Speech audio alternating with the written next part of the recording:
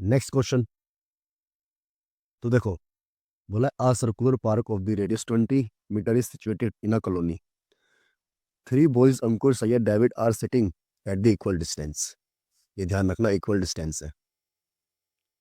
Distance कैसी है इनकी? इक्वल है, इक्वल डिस्टेंस।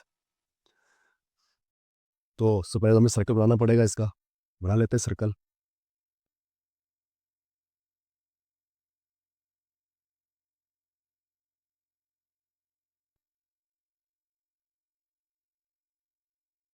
तो देखो बना लिया मैंने।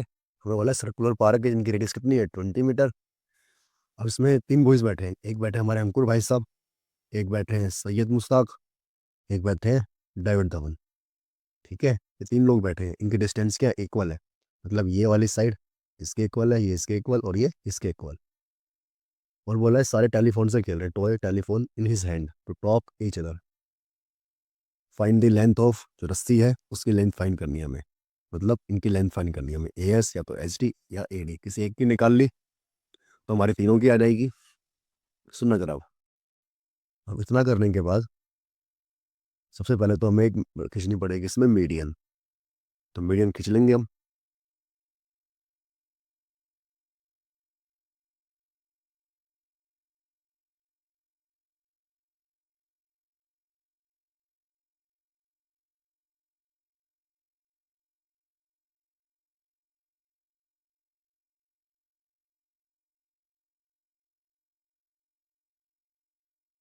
खींच ली मीडियन।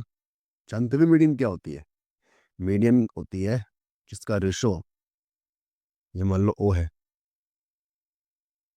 ये ओ नाम दे दिया हमने, इसे नाम दे दिया बी। अब देखो जो रेशो होगा ना इसका, वो रेशो होगा 2:1। अगर कोई सर्कल है और सर्कल के अंदर इक्विलेटरल ट्रायंगल दे रखा है, तो ध्यान रखना हमेशा उसकी जो मीडियन होती है उसका रेशो कितना होता है? 2:1। सबसे पहले हम यहाँ पे लिख लेंगे कि क्या गिवन है हमें। देखो सबसे पहले हमें गिवन है कि इक्वल डिस्टेंस से बैठे हैं सारे, और रेडियस दे रखी है। रेडियस कितनी है? 20 मीटर। और इक्वल डिस्टेंस है, इसका मतलब है कि ए एस बराबर है एच डी के, और ये बराबर है ए डी के। अब तीनों चीज़ें बराबर हो गई तो ये क्या होता है? A S D.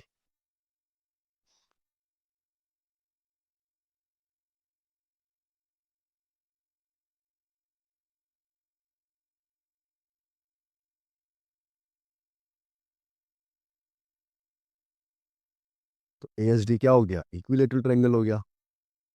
और हमें फाइंड क्या करना है?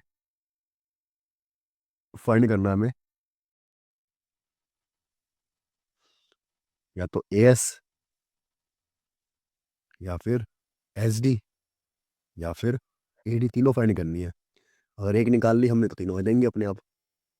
तो लिखो, देखो सबसे पहले हम लिखते हैं इसमें क्या, कि ओ ए, सॉल्यूशन में ओ ए और ओ बी, इनका रेशो क्या होगा? 2:1। अब 2:1 है इनका रेशो। तो देखो हमें ओ ए की वैल्यू तो दे रखी है, कितनी दे रखी है हमें ओ ए की वैल्यू? 20, क्योंकि ये रेडियस है, और ये ओ बी। अब यहाँ से ओ बी की वैल्यू निकालूंगा मैं, तो ये आ जाएगा 20/2, और ये आ गया ओ बी। डिवाइड किया तो ओ बी की वैल्यू आ गई 10 मीटर। ये ध्यान रखना, ओ बी की वैल्यू कितनी आ गई? ये आ गई 10 मीटर। और ये कितनी है? 20 मीटर। अब देखो एक लाइन ड्रॉ कर लेता हूँ मैं, ज़्यादा टेढ़ी हो गई तो। अब एक लाइन ड्रॉ कर ली। अब देखो जो हमारा एच डी है, क्या मैं एच डी को ऐसे लिख सकता हूँ कि क्या बी एस प्लस में बी डी, है या ना? अब इसी के साथ ध्यान रखना, ये वाली लाइन इसके इक्वल होगी। बताना कमेंट बॉक्स में क्यों होगी।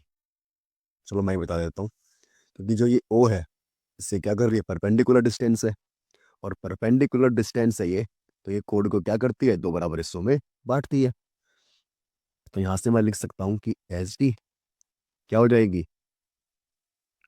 2 BS। लिख लूँ? नहीं, तुम घबरा जाओगे लिख दिया तो मैंने। तो यहाँ पे मैं लिख लूँगा BS प्लस में BS। BD की जगह क्या लिख दिया मैंने, BS लिख दिया। अब BS कैसे लिखा समझ में आया? यहाँ पे लिख देंगे हम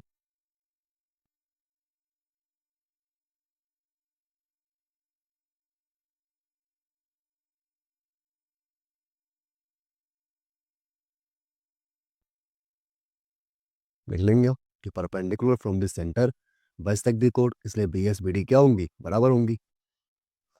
अब यहाँ से HD की वैल्यू निकालूं मैं तो कितना आ जाएगा, 2BS। ये आ गया। तो यहाँ से मैं BS की वैल्यू निकाल लूंगा।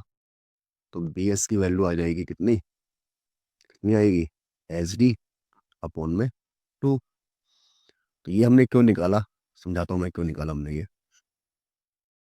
अब देखो ये आ गया हमारे पास HD। ये हमने इसलिए निकाला ताकि मैं इसमें पाइथागोरस थ्योरम लगा सकूं। तो लिख लेंगे हम इन ट्रायंगल, कौन सा ट्रायंगल है हमारा, ABS। इन ट्रायंगल ABS, इसमें हम क्या कर रहे हैं, इसमें हम कर रहे हैं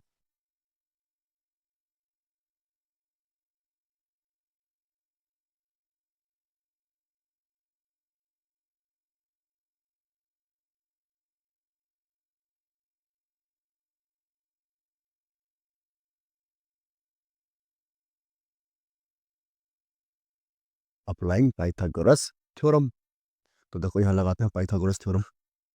ये होती क्या, ये होती है H² P² और B²। ये होते पाइथागोरस थ्योरम। तो यहाँ पे H बराबर कितना है, H होता है 90 के सामने, तो H है AS का स्क्वायर। अब H आ गया हमारा AS का स्क्वायर। फिर P कितना है, P है AB का स्क्वायर। और फिर यहाँ पे SB या BS, इसका स्क्वायर। अब देखो यहाँ से हम देखेंगे अगर, तो AS की वैल्यू हमें पता नहीं कितनी दे रखी है, AB की वैल्यू दे रखी है 30, इसका स्क्वायर। BS, देखो BS की वैल्यू मैंने क्या निकाली है, SD अपॉन में 2 का स्क्वायर। आया ना? इसे नाम दे दिया मैंने इक्वेशन फर्स्ट। तो यहाँ पे मैं लिख दूंगा फ्रॉम फर्स्ट। अब देखो यहाँ से AS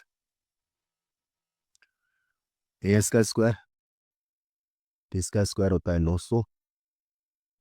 अब SD है यहाँ पे, क्या है SD। अब SD की जगह मैं AS लिख सकता हूँ, बिल्कुल लिख सकता हूँ, AS बटे 2 इसका स्क्वायर। क्यों, यहाँ पे हम लिख लेंगे रीजन बिकॉज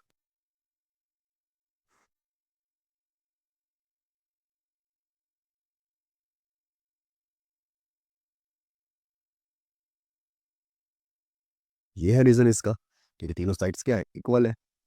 अब देखो यहाँ पे AS प्लस में इधर के क्या हो जाएगी, माइनस। AS का स्क्वायर माइनस में AS का स्क्वायर, और अपॉन में ये देखो ये 2 है, तो 2 का स्क्वायर क्या हो जाएगा, 4। अब इसे हम सॉल्व कर लेंगे तो हमारा आंसर आ जाएगा। देखो क्रॉस मल्टीप्लाई करेंगे, इसके इससे इसके इससे इसके इससे, तो ये हो जाएगा 4AS का स्क्वायर माइनस में AS का स्क्वायर, और अपॉन में 4 1 जा 4 इक्वल टू 900। इसे अब हम करते हैं अगले पेज पे। तो देखो हमारा ये है पिछले वाले पेज पे, 4AS का स्क्वायर माइनस में AS स्क्वायर अपॉन में 4 इक्वल टू 900। अब देखो यहाँ पे 4 है, यहाँ पे 1 है, तो कितना बचेगा, 3AS का स्क्वायर अपॉन में 4 इक्वल टू 900। अब इससे हम क्या करेंगे, उधर ले जाएंगे, जो इधर लेके जाएंगे इक्वल के, तो ये क्या हो जाएगा 4/3, कैंसिल हो गया, तो 300 बार में, तो ए एस का स्क्वायर 300 मल्टीप्लाई में 4।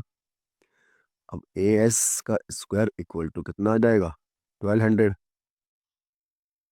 अब यहाँ पे स्क्वायर है, ये तो चाइनीज बच्चा भी जानता है कि यहाँ पे स्क्वायर है, तो इधर जाके क्या बन जाएगा रूट।